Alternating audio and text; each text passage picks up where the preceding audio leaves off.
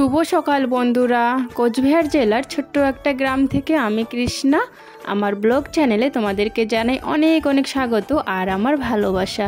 বন্ধুরা, তোমরা যে যেখান থেকে দেখছো আশা করছি প্রত্যেককে ভালো আছো, সুস্থ আছো, আর আমরাও ভগবানের আশীর্বাদে তোমাদের ভালোবাসায় ভালোই আছি। আজকের ব্লগটা আশা করছি তোমাদের অনেক ভালো লাগবে, তাই বন্ধুরা তোমাদের কাছে অনুরোধ রইল যে ভিডিওটা সম্পূর্ণ দেখার জন্য।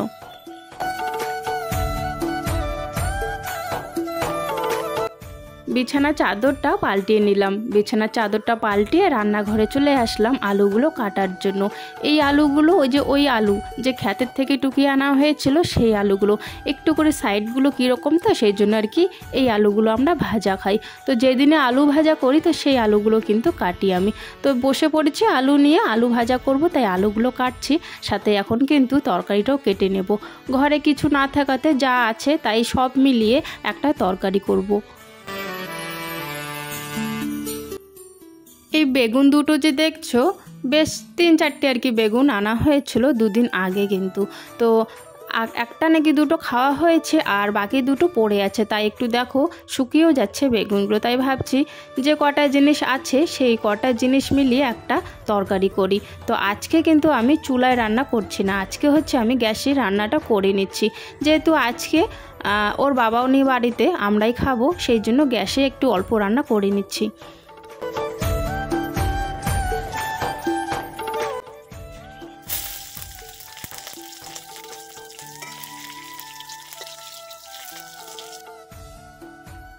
বাড়িতে যেদিন পুরুষ মানুষ না থাকে না, তোমরা দেখবে অনেক কিছু জিনিসের কিন্তু আমাদের সমস্যা হয়। কেন বলো তো? বিশেষ করে তো বাজারঘাটের খুবই সমস্যা হয়। আর আমি যদি এখন বাজার যাই, এই রেডি হয়ে বাজার যাব হেঁটে হেঁটে, আবার হেঁটে হেঁটে আসবো, তারপরে হচ্ছে রান্নাবান্না করব, তো অনেকটাই কিন্তু শরীরটা হাঁপিয়ে যায়। সেই জন্য আমার একদমই ইচ্ছে করে না যে বাজার গিয়ে তরকারিপাতি নিয়ে আসি। চলো বন্ধুরা, আমি এইদিকে রান্নাবান্না করছি আর তোমাদের সুন্দর সুন্দর কমেন্টের উত্তর দিচ্ছি।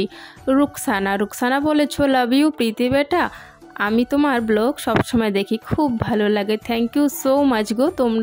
তোমরা যে আমার মেয়েকে এতটা ভালোবাসা দিচ্ছ, তোমরা অনেকেই কমেন্ট করছো যে প্রীতিকে দেখাও, খুব ভালো লাগে। থ্যাংক ইউ সো মাচ, তোমাদের এইরকম ভালোবাসা দেখে আমরাও সত্যি খুব ভালো লাগে আমাদেরও। Thank you so much comment করার জন্য। আর একজন লিখেছো বাংলাদেশ থেকে দেখছি, সীমা রয়। তো সীমা রয় নামটা নিতে বলেছিলে, এই যে বোন নিয়ে নিলাম। Thank you so much comment করার জন্য।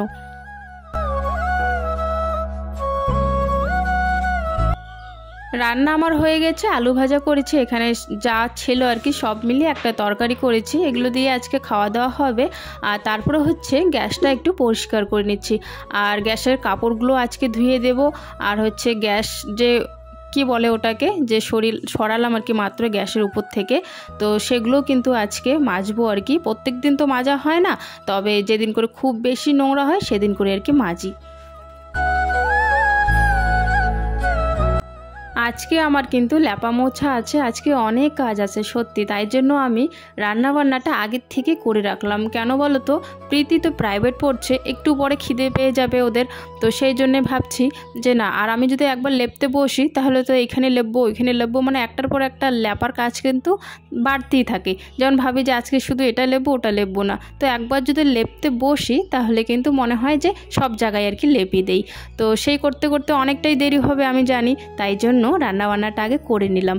তো রান্নাবান্নাটা সময় মতো হয়ে গেছে, ওদের যদি খিদে পায় ওরা কিন্তু নিয়েও খেতে পারে। তো দুজনে কিন্তু ভাত অনেক সময় একা একা নিয়েও খায়, তো ওরা দুজন খেয়ে নেবে। আর এখন হচ্ছে আমি কিন্তু আমার কাজে লেগে পড়েছি, আগে রান্নাঘরটা লেপে নিচ্ছি। আর রান্নাঘরের উনুনটা না ভেঙে গেছে, তো একটু মাটি দিয়ে ভালো করে সেট করে নিচ্ছি। আর এটা তো ভাঙতেই হবে কয়েকদিন পর, যে কদিন রান্না করব সেই কদিনের জন্য আর কি ভালো করে রাখতে তো হবে, তাই না? কদিন তো রান্না করতে হবে। এখন প্রীতমের বাবা বাড়িতে নেই, প্রীতমের বাবা বলেছে ও নাকি এবারে উনানটা বানাবে, আর 2টো উনান বানাবো আমরা, তোমাদের সাথে নিশ্চয়ই শেয়ার করব বন্ধুরা।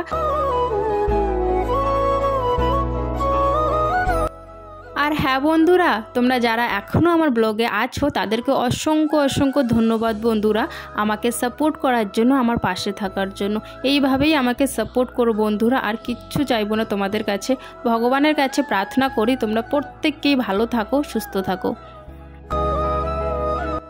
আর বন্ধুরা, ব্লগগুলো তোমাদের কেমন লাগে অবশ্যই কিন্তু কমেন্ট করে জানাবে, তাহলে আমার অনেকটাই ভালো লাগবে আরও যাতে নতুন নতুন ভিডিও আমি তোমাদের সামনে আনতে পারি। মাটির ঘর লেপতে একটু পরিশ্রম হয় ঠিকই, তবে মাটির ঘরগুলো যখন লেপা হয় না, শুকনোর পর যা লাগে না দেখতে, তখন আর পরিশ্রমগুলোর কথা মনেই পড়ে না, একদম সত্যি। বন্ধুরা, কালকের ব্লগে তো তোমরা দেখলেই যে সবার জন্য আর কি একটু একটু হলেও আনা হয়েছে, শুধু প্রীতমের বাবা আর আমি নেইনি, যেহেতু আমাদের টাকা শর্ট সেই জন্য আর কি নেওয়া হয়নি। তবে ওর ঠামাকে একটা ব্লাউজ এনে দেওয়া হয়েছে, আর দুটো বাচ্চাকে আর কি একটু একটু জামা এনে দেওয়া হয়েছে কয়েকটা আর কি। আর হচ্ছে ব্যাট কভার আর মশারিটা তো ওইটা তো লাগবেই, মানে ওটা খুব দরকার ছিল, সেই জন্য আর কি ঘরের দরকার ছিল খুব, সেই জন্য আনা হয়েছিল ওটা। তো আমার জন্য তো আমি কিছুই নেইনি। তো আজকে কিন্তু আমার শাশুড়ি মা আমার জন্য একটা জিনিস এনেছে। তো কী এনেছে একটু পরেই তোমাদের সাথে আমি শেয়ার করব।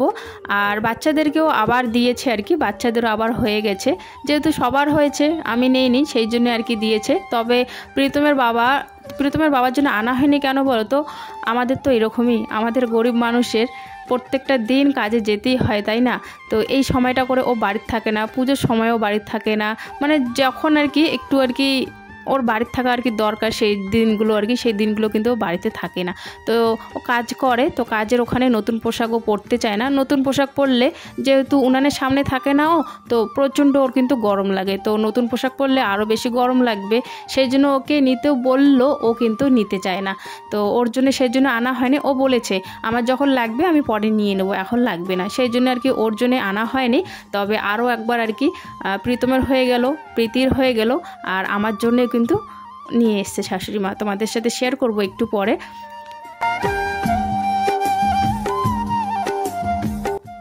আর এই তরমুজটা যে দেখছো তোমরা, এই তরমুজটা কালকে আনা হয়েছিল।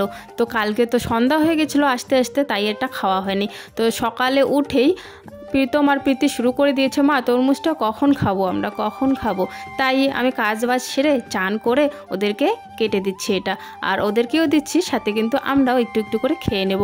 আর তরমুজটা কিন্তু সত্যি খুব মিষ্টি ছিল, খুব ভালো ছিল। আর প্রীতম না কয়েকদিন ধরেই বলছিল, মা তরমুজ খেতে ইচ্ছা করছে, একটু তরমুজ এনো না একটা এনো না। তো আমরা যেহেতু যাই বাজারে, তোর বাবাকে বললাম যে প্রীতম তো খেতে চাইছে অনেক দিন ধরে, একটা নেও তো। তো একটা তরমুজের দাম জানো তো 40 টাকা, এই ছোট্ট তরমুজটার দামই 40 টাকা। তো সেই 40 টাকা দিয়েই আমরা নিয়ে এসেছিলাম কালকে, আর আজকে সবাই মিলে খাচ্ছি। তবে প্রীতমের বাবা আর খেতে পারলো না, ওর বাবা যেহেতু কাজে গেছে সেই জন্য আর কি। আজকে ওই যে কী জানি দিতে হয় ওই দুয়ারের সামনে, তো সেই জন্যে আর কি পাশের বাড়ি একজন এসেছিলো যে কি নাকি একটা ভুল হয়ে গেছে, ওটা নাকি না কী দিতে হয় সেটাই আর কি শাশুড়িমাকে জিজ্ঞাসা করতে এসেছিলো। আর আমাদের দেওয়া হয়ে গেছে, শাশুড়িমা দিয়েছে, আমিও জানি না কী দিতে হয়। তো বিষ জাতীয় জিনিস, তিতা জাতীয় জিনিস, আরও অনেক কিছু গাছের ডাল ডুল আর কি দেয়। তো সেই জন্য আর কি জিজ্ঞাসা করতে আসছে আর কি আমাদের বাড়িতে, আর কি দেবো শাশুড়িমাকে আর কি। আমাদের দেওয়া হয়ে গেছে, যাই হোক খাওয়া দাওয়া হয়ে গেছে আমাদের। তো খাওয়া দাওয়া হয়ে গেছে, এখন হচ্ছে বাসনগুলো আর কি মাজছি।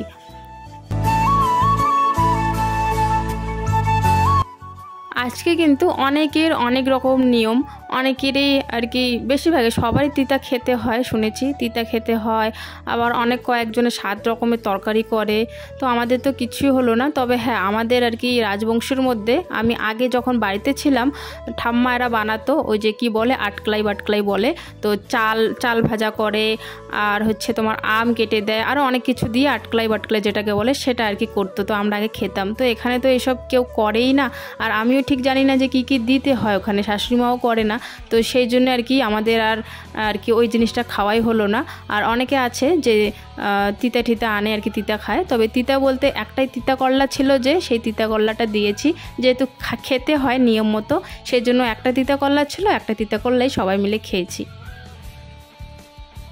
আর কোথায় যাব বলো তো, নিম পাতাও নাকি খেতে হয়, তবে নিম পাতার গাছ একটাও নেই আমাদের এইদিকে।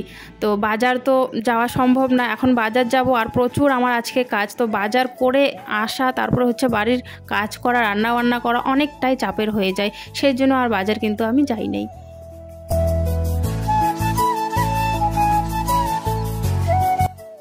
এইদিকে দেখো জলের ড্রামে জলও শেষ হয়ে গেছে, তাই কিন্তু ড্রামটা নিয়ে যাচ্ছি পাশের বাড়িতে, মোটর চালিয়ে জলটা নিয়ে আসব।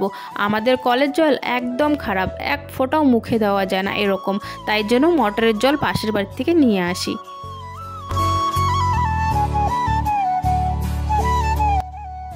আজকে উঠানের তারেই কিন্তু জামা কাপড়গুলো মেলে দিয়েছি, তাই কিন্তু দেখো ভালো করে শুকায় নেই বলে আমি কিন্তু বারান্দার তারে কিন্তু আবারও মেলে দিলাম।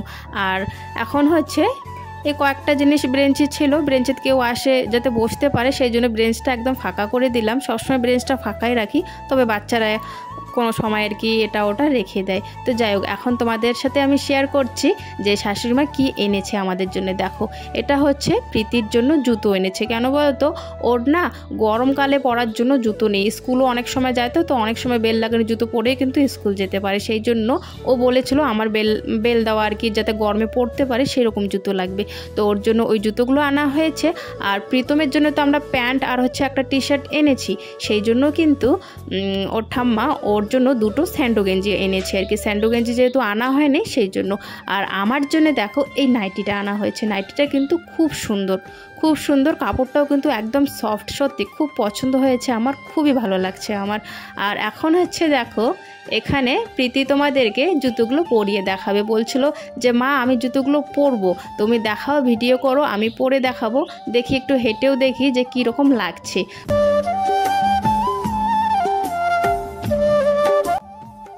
এমনিতে ওর শু জুতো আছে, তবে গরমকালে জুতো পরার নেই ওর, সেই জন্য আর কি, যেহেতু বলেছে ও, তাই কিন্তু ওর ঠাম্মা ওকে আর কি এনে দিয়েছে।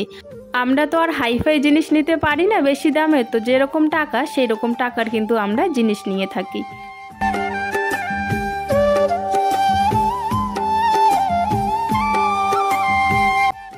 এইদিকে দেখো সন্ধ্যা হয়ে গেছে, তাই আমি ঘরের জানলাগুলো বন্ধ করে দিচ্ছি। আর প্রীতম, প্রীতি আরও দুজন বন্ধু এসছে ওদের, তো বাইরে ওরা কিন্তু খেলছে আমাদের বারান্দায়। দুপুরবেলা যেহেতু একটু শোয়া হয়েছিল বিছানায়, তাই কিন্তু বালিশগুলো কিন্তু এলোমেলো হয়ে পড়ে আছে। দুপুরবেলা খাওয়ার পর একটুখানি ওদেরকে নিয়ে শুই, ঘুমাই বা না ঘুমাই একটুখানি শুই আর কি।